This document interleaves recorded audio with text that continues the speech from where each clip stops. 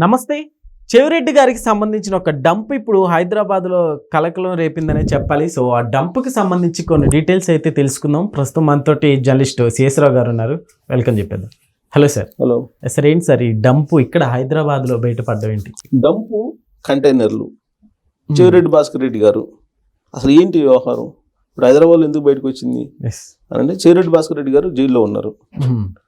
ఆయన జైల్లో ఉన్నటువంటి సమయంలో సీతాఫల్ మండిలో ఉండేటువంటి విద్య అనే మహిళ ఆవిడ చీటింగ్ చేసి బయటపడ్డారు. పోలీస్ కేసు అయింది. ఆ విద్య అనే ఆవిడ ఎవరంటే చిత్తూరు జిల్లాకు సంబంధించినటువంటి మహిళ. ఓకే. ఆవిడ కంటైనర్లను తయారు చేస్తున్నాం, ఈ కంటైనర్లు తయారు చేసేటువంటి బిజినెస్లో చెవిరెడ్డి భాస్కర్ రెడ్డి గారు మాజీ ఎమ్మెల్యే ఆయనతోటి కలిసి భాగస్వామితో మేము వ్యాపారం చేస్తున్నాం, మీరు అప్పిస్తే మీకు మెరుగైనటువంటి వడ్డీతోటి మీకు మళ్ళా డబ్బులు ఇస్తామని చెప్పి నమ్మించి 18 కోట్ల రూపాయలు వసూలు చేసింది. 18 కోట్లు ఈవిడ విద్య అని ఆవిడ. అయితే ఆ అప్పు తిరిగి ఇవ్వట్లా. మరి ఎందుకు ఇవ్వట్లేదు అని అంటే ఆ కంటైనర్ల బిజినెస్ జరగట్లేదని చెప్పి చెబుతున్నారట ఆవిడ. ఆ కంటైనర్ల బిజినెస్ అసలు ఉందా లేదా అనే దాని మీద ఇప్పుడు తెలంగాణ పోలీసులు ఎంక్వైరీ చేస్తున్నారు. ఇప్పుడు ఆవిడని అదుపులోకి తీసుకున్నారు.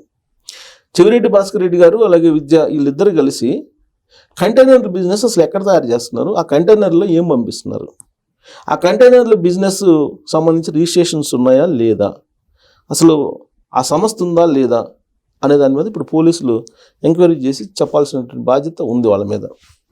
ఇప్పుడు ఆవిడ సీతాఫల్ మండిలో ఉంటారు. గత కొన్ని సంవత్సరాలుగా సీతాఫల్ మండిలో ఉంటారట ఆవిడ. ఆ సీతాఫల మండిలో ఉండేటువంటి ఆవిడ ప్రజలకు చెప్తుంది ఏంటంటే ఇప్పుడు ఆ డబ్బు తీసుకున్నటువంటి వాళ్ళకి చెవిరెడ్డి భాస్కర్ రెడ్డి గారు అలాగే తాను ఇద్దరు కలిసి కంటైనర్ల బిజినెస్ చేస్తున్నాం మేము అని చెప్పారట.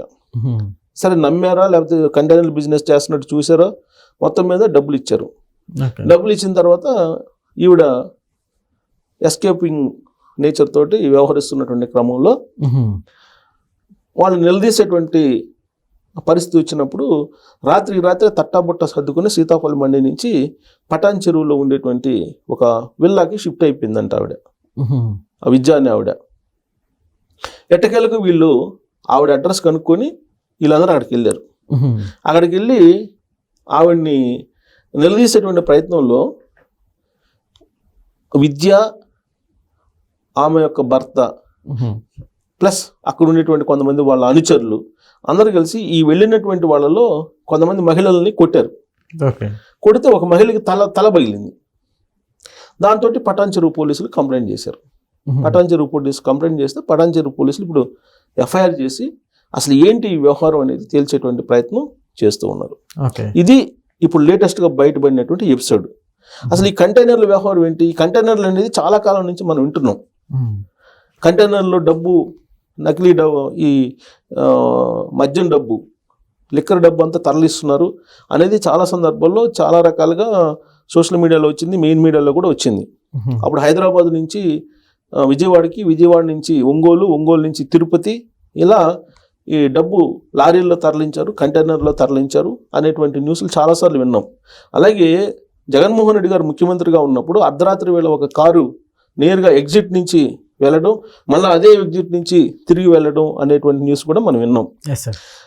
జగన్మోహన్ రెడ్డి గారు 2024 ఎన్నికల పోలింగ్ అయిపోయిన తర్వాత ఒక లారీ ఎగ్జిట్ నుంచి వెళ్ళింది, ఆడ పార్క్ చేస్తుందని చెప్పి ఒక ఫోటో ప్రముఖ పత్రికల్లో కూడా వేశారు. దాంట్లో అసలు ఏమి వెళ్తున్నాయి, ఆ బాక్సుల్లో ఏమి వెళ్తున్నాయి, అసలు ఆ కంటైనర్లో ఏమి వెళ్తున్నాయి అనే దాని మీద రకరకాలుగా న్యూస్ అప్పట్లో వచ్చింది. కానీ ఇప్పటి వరకు కూడా దాంట్లో ఏముందనేది ఇంతవరకు బయటపెట్టల. 2-3 సందర్భాల్లో మాత్రం ఒకసారి ఏమో లారీలతోటి వెళ్తుంటే దాంట్లో డబ్బు ఉందని చెప్పి పోలీస్ బోర్డులు పెట్టుకొని వెళ్తున్నప్పుడు కొంతమంది వెంబడిస్తే అసలు ఏముంది దాంట్లో అని అంటే ఇది ఆర్బీఐ డబ్బు అని చెప్పారు. ఇది ఎలక్షన్ టైంలో, ఎన్నికల సమయంలో ఆర్బీఐ డబ్బు అని చెప్పారు. అంతకుముందు కంటైనర్లలో కడప మీదగా వెళ్తుంటే కొన్ని కంటైనర్లను అప్పుడు మీడియా వాళ్ళు అనుసరించారు. మెయిన్ మీడియాలో కూడా న్యూస్ చేశారు. అనుసరిస్తే అప్పుడేమన్నారు, డిఫెన్స్కి సంబంధించినటువంటి ఆయుధాలు, వీటిని మీకు ఓపెన్ చేసి చూపించలేము, ఇది సీక్రెట్, ఇది రక్షణ శాఖకు సంబంధించినటువంటి సీక్రెట్, కాబట్టి మీరు అడగకూడదు, మేము చెప్పకూడదు, మీరు వెళ్ళిపోయింది అని చెప్పేసి అక్కడ ఉండే జర్నలిస్టులు పంపించేశారు. అప్పుడు కూడా కంటైనర్లు గొడవే, అది కూడా డబ్బు అని చెప్పేసి అప్పట్లో అనుమానం వ్యక్తం చేసినటువంటి వాళ్ళు ఉన్నారు. ఓకే. సో ఇప్పుడు అసలు కంటైనర్ బిజినెస్ చెవిరెడ్డి భాస్కర్ రెడ్డి గారిది అని చెప్పి ఆ మహిళే చెబుతుంది. ఆయనతో కంటైనర్ల బిజినెస్ ఉందని చెప్పేసి. ఇంకొక వైపు ఏంటి, ఆఫ్రికా కంట్రీస్కి ఈ నకిలీ మద్యానికి సంబంధించినటువంటి వ్యవహారం ఇప్పుడు తాజాగా వెళ్ళింది. అసలు ఆఫ్రికా కంట్రీస్లో జాంబియాలో నకిలీ మద్యాన్ని తయారు చేస్తున్నారు, లేదంటే అసలు ఆఫ్రికా కంట్రీస్ నుంచే ఈ డెస్టిలరీస్ సూట్ కేస్ కంపెనీలో అన్నీ తయారయ్యాయి, ఇక్కడి నుంచి మనీ లాండరింగ్ చేశారు పెద్ద ఎత్తున, అక్కడ మైనింగ్ ఇవన్నీ చేస్తున్నారు అక్కడ. అలాగే ఆఫ్రికా కంట్రీస్లో నకిలీ మద్యాన్ని కూడా తయారు చేస్తున్నారని చెప్పి ఇప్పుడు లేటెస్ట్గా ప్రధానమైన మీడియాలో వచ్చినటువంటి న్యూస్. జగన్మోహన్ రెడ్డి గారు బ్రదర్స్ ఇద్దరు ఉంటే, అనిల్ రెడ్డి, సునీల్ రెడ్డి అనేటువంటి వాళ్ళిద్దరూ అక్కడ నకిలీ మద్యం బిజినెస్ చేస్తున్నారు, రెడ్డి గ్లోబల్ ఇండస్ట్రీస్ అనేటువంటి పేరుతోటి అని చెప్పి ప్రధాన పత్రికల్లో వచ్చినటువంటి న్యూస్ అది. సరే, అది నిజమా అబద్ధమా అని అంటే, ఆ న్యూస్ వాళ్ళు రాసినటువంటి న్యూస్ ప్రకారం ఏంటంటే, అక్కడ ఉన్నటువంటి కెమెరన్ ఏదో ఉంటుంది అక్కడ ఆస్ట్రేలియాలో, కెమెరన్ అనేటువంటిది, అక్కడ ఆ దేశం ఆల్రెడీ వీళ్ళని బ్యాన్ చేసేసింది. వీళ్ళు అక్కడ మద్యాన్ని నీకు మనం ఇప్పుడు షాంపూ ప్యాకెట్లు బయట అమ్ముతాం కదా, అలా ప్యాకెట్లు అమ్మే వాళ్ళు, అదేమో నకిలీ మద్యం, అది తాగి చనిపోయినటువంటి వాళ్ళు చాలామంది ఉన్నారు, అందుకే ఆ కెమెరన్ అనేటువంటి దేశం వీళ్ళు నిషేధించింది అని చెప్పి ఇప్పుడు తాజాగా మెయిన్ మీడియాలో వస్తున్నటువంటి న్యూస్. అసలు నకిలీ మద్యం కానీ లేదంటే లిక్కర్ స్కామ్ కానీ ఇవన్నీ కూడా తాడేపల్లి చుట్టూ తిరుగుతున్నాయి కదా మొత్తం వివాదాలు. ఇప్పుడు లిక్కర్ స్కామ్లో ఎంతమంది అరెస్ట్ అయ్యారు? దాదాపు 12 మంది పైగా అరెస్ట్ అయ్యారు. ప్రధానమైనటువంటి వాళ్ళు జగన్మోహన్ రెడ్డి గారి చుట్టూ ఉండేటువంటి కోటరీలో ఉండేటువంటి వాళ్ళే అరెస్ట్ అయ్యారు. దానికి సంబంధించినటువంటి ఆధారాలు ఉన్నాయని చెప్పేసి సిద్ధార్థ లోద్రా కోర్టులో చెప్తున్నారు.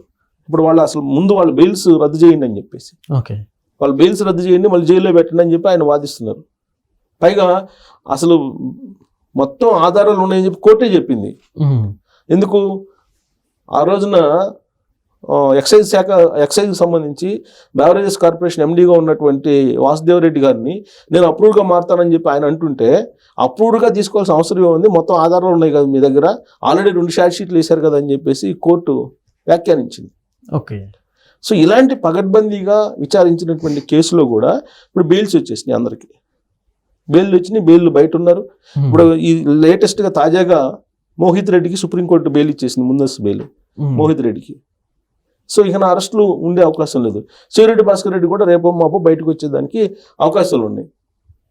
సో ఇవన్నీ చూస్తూ ఉంటే కనుక అసలు ఎక్కడెక్కడ ఎవరెవరికి ఏ లింక్ ఉందనేది అర్థం కావట్లా. ఇప్పుడు ఈ విద్యాని ఆవిడ సీతాపల్ బండిలో ఉంటారు, ఆవిడ తోటి కంటైనర్ బిజినెస్లు చెవిరెడ్డి భాస్కర్ రెడ్డి అని అంటున్నారు. ఎక్కడో చిత్తూరులో ఉండేటువంటి చెవిరెడ్డి భాస్కర్ రెడ్డి సీతాపల్ బండిలో ఉండేటువంటి విద్యతోటి కలిసి కంటైనర్లో వ్యాపారం చేస్తున్నారని అంటే ఎక్కడి నుంచి ఎక్కడికి లింకులు ఉన్నాయి అనేది అసలు దీని వెనక వీళ్ళేనా లేకుంటే ఇంకా ఎవరైనా ఉన్నారనుకోవచ్చు సార్? అది మొత్తం పోలీసులు విచారిస్తున్నారు. ఇప్పుడే కదా బయటపడింది, ఇవాళే కదా ఎఫ్ఐఆర్ అయింది. ఆ ఎఫ్ఐఆర్లో మొత్తం విచారణ చేస్తే కనుక అసలు ఆ లింక్ ఏంటి, మళ్ళీ ఇప్పుడు కంటైనర్ లింక్, మొన్నటిదాకా లిక్కర్ లింక్, ఆ లిక్కర్ అయిపోయిన తర్వాత నకిలీ మద్యం సంబంధించినటువంటి ఎపిసోడ్ వచ్చింది. ములకలపల్లిలో స్టార్ట్ అయితే పొంగనూరు దగ్గర తెనాలి దాకా వచ్చింది. ఇప్పుడు ఆ కేసు నడుస్తుంది, విచారణ నడుస్తుంది. దానికి సంబంధించి జనార్దన్ రావు అనే అతను విదేశాల్లో ఉన్నారు, ఆయన ఇంకా రాలా, లుకౌట్ నోటీసులు ప్రకటించారు ఆయనకి.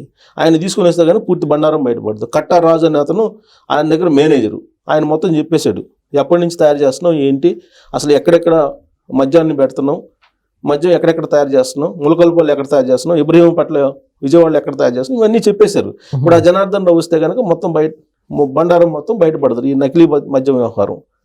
ఆ నకిలీ మద్యం బయటకు రాగానే ఇదంతా తెలుగుదేశం పార్టీ వాళ్ళదే అని చెప్పేసి ఒక ప్రచారం మొదలుపెట్టారు. అక్కడ జయచంద్రారెడ్డి అనే అతను ఉన్నాడు, అతనేమో పెద్దిరెడ్డి రామచంద్రరెడ్డి ప్రధాన అనుచరుడు అని అందరికీ తెలిసిన విషయమే. సో ఆయన అండతోటి వీళ్ళు ఈ నకిలీ మద్యాన్ని తయారు చేసుకుంటూ వచ్చారు. ఇప్పుడు తాజాగా ఆంధ్రప్రదేశ్ ఎక్సైజ్ లెక్క చూస్తే రోజుకి 60 నుంచి 70 కోట్ల నష్టం వస్తుందంట.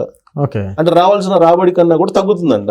ఎందుకు తగ్గుతుందని లెక్క చూస్తే ఈ నకిలీ మద్యం కారణంగానే తగ్గింది అని చెప్పి ఇప్పుడు బయటపడింది. సో ఇవన్నీ కూడా ఒకదానికి ఇప్పుడు బంగారం షాపులతో లింక్ ఉందని చెప్పి చెప్పారు ఫస్ట్లో, ఏది లిక్కర్ డబ్బుతోటి బంగారం కొనుగోలు చేశారని చెప్పి. తర్వాత ఏం చెప్పారు, లిక్కర్ డబ్బుతోటి విదేశాలకు పంపించి, విదేశాల్లో ఆఫ్రికా కంట్రీస్లో, టాంజానియాలో, జింబాబ్వేలో, తర్వాత ఇంకో ఉగాండాలో ఇక్కడంతా కూడా మైనింగ్ చేస్తున్నారు అని చెప్పి అసలు ఆ మైనింగ్ లింకులు ఎక్కడ ఉన్నాయి, అసలు డంపులు ఎక్కడ ఉన్నాయి, ఫామ్ హౌస్లు ఎక్కడెక్కడ పెట్టారు, వీటన్నిటి మీద కొన్ని రోజులు నడిచింది.